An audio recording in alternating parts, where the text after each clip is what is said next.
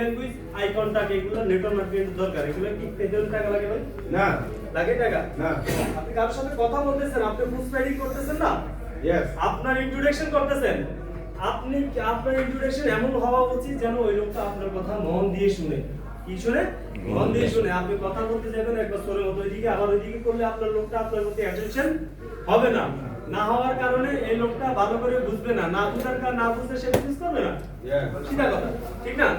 এখন আপনি তাকে বুঝাতে হলে আপনার দিকে ওর অ্যাটেনশন থাকতে হবে, আপনার কথা সুমধুর হতে হবে, আপনার কমিউনিকেশন ভালো হতে হবে, এরকম যেন লোকটা আপনার কথা মন দিয়ে শুনে। ঠিক না ভাই? এগুলা করতে কোনো টাকা পয়সা লাগে না। এগুলা শিক্ষিত অশিক্ষিত কিছুই বোঝে না। কথা আপনি বলতে পারেন, আপনি বাত মাছ খান, আপনি যা বিদেশে আসছেন অনেক দূর পাড়ি দিয়ে বাংলাদেশ, এই দেশে বাংলাদেশ থেকে আসছেন না আপনি? জি। আপনাকে বলি আপনি কিভাবে বিমান উঠতে হবে এটা কি আপনাকে দেখাই দিছে নাকি? আপনি আপনার মানুষ দিয়ে দৌড়তেছে যাচ্ছে, আপনি তার পিছনে পিছনে চলে আসছেন, বা আপনি কাউকে জিজ্ঞেস করে আসছেন বিমানে উঠতে নাকি?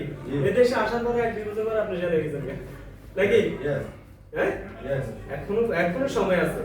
অন্যের চাকরি থেকে কিভাবে বাঁচা যায়, অন্যের গোলামি থেকে কিভাবে বাঁচা যায়, এটা চেষ্টা করেন। সুযোগ আছে কিনা?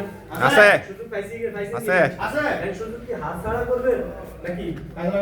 সেটা আপনার উপর ডিপেন্ড করে।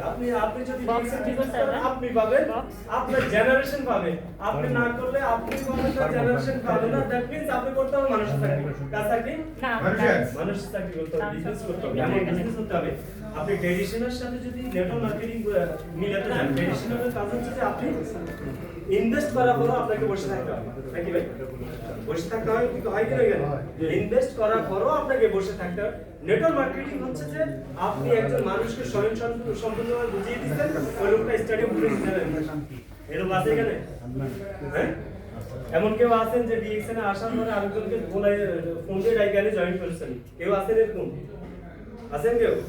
আমি আরেকজনকে ডাইগানে জয়েন হয়েছি এখানে, সে না এখন এখানে, সে এখানে আসা না ঠিক করে, কিন্তু প্রতি মাসে 100 রিভিউ করে আর 27 টাকা 800 টাকা উঠে নিয়ে চলে যায়। কথা বুঝছেন? আমি হে মনে যে 50 জন লোক জয়েন করেন, আমার সিস্টেমে এখন প্রায় 6000 লোক আছে। মাশাআল্লাহ। তালি হবে। ঠিক আছে না? আপনিও কি করতেছে, আমার আপলাইন কি করতেছে, এগুলো পানিতে বানান। আপনি কি করবেন সেটা চিন্তা করেন। ইয়েস। আপনি কি করবেন সেটা চিন্তা করেন। আপনাকে আগে যাওয়া সম্ভব?